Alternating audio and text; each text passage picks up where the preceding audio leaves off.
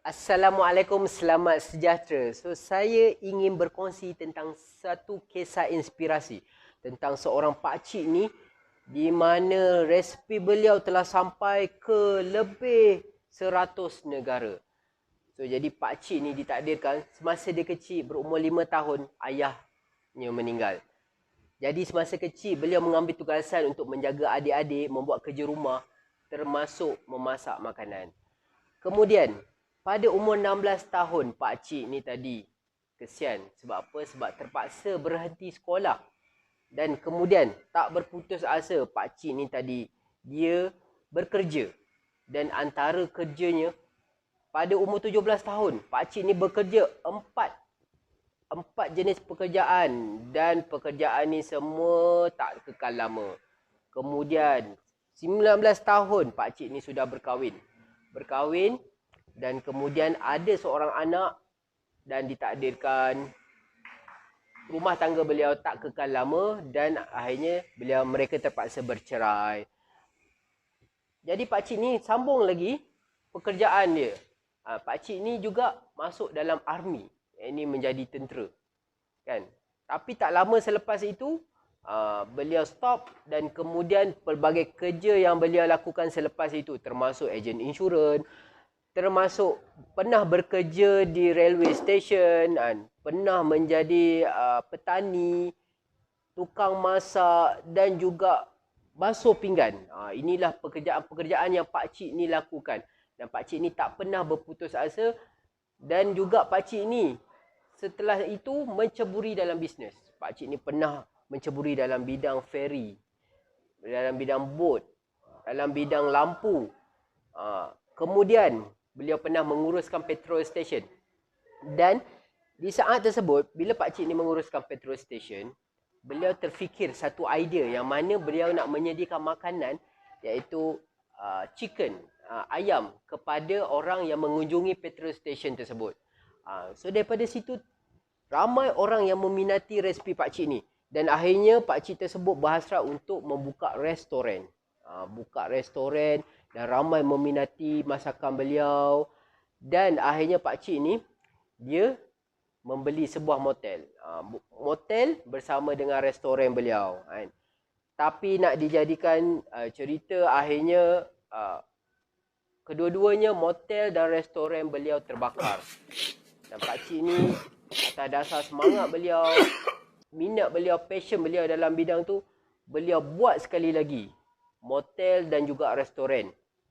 Tapi tak kekal lama sebab apa? Sebab akhirnya berlaku World War II. Dan pakcik ni sampai satu tahap beliau sampai nak bunuh diri. Semasa beliau hampir nak bunuh diri tu, beliau fikirkan apa benda yang dia telah capai dan apa benda yang beliau belum capai. Dan beliau terfikir banyaknya sebenarnya beliau boleh capai lagi jika beliau ada sesuatu yang dipanggil sebagai minat. So jadi pakcik ni di atas dasar dia percaya pada resipi beliau, beliau telah menemui lebih 1,000 orang, 1,009 paling yang tepatnya, untuk beliau sharekan resepi ayam. Tapi semua kena reject. 1,009 dia terima rejection. Dan di saat ke 1,010 resepi pakcik ni tadi telah diterima dan dengan rasminya ayam beliau telah menjadi franchise. Telah menjadi franchise kepada restoran-restoran. Dan akhirnya dia menjadi buah mulut dan banyaklah yang mengambil resepi franchise pakcik ni tadi disebabkan dia punya kesedapannya ayam ni tadi.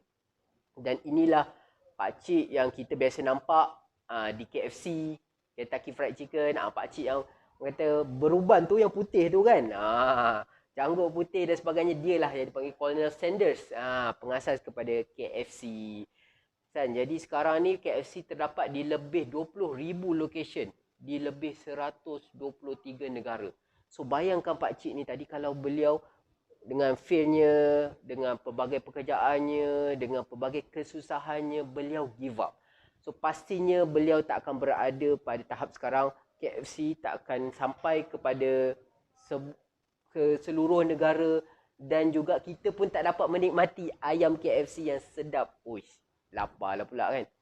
So jadi inilah Dr. Angela Duckworth daripada University of Pennsylvania telah membuat kajian kepada banyak kan, sekolah, industri, bisnes dan sebagainya. So Dr. Angela Duckworth ni mengkaji apakah ciri-ciri orang yang berjaya dalam bidang masing-masing. So ditemui satu perkataan yang dinamakan sebagai GRIT, G-R-I-T, ataupun maksud dia adalah passion and perseverance.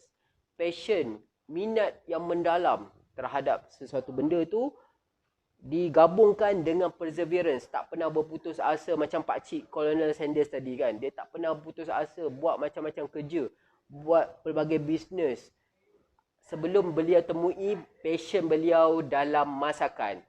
So itulah kadang-kadang kita perlu melalui satu journey untuk kita capai satu kejayaan. So jangan pernah berputus asa dalam hidup kita.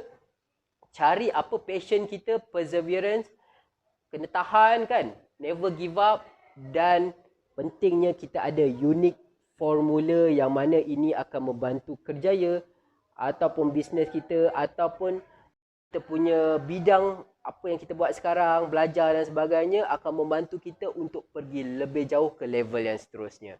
So jadikan kisah Colonel Sanders ni sebagai satu inspirasi kepada kita. So apakah pula kisah anda? Kongsikan. Yakin sebelum berjaya.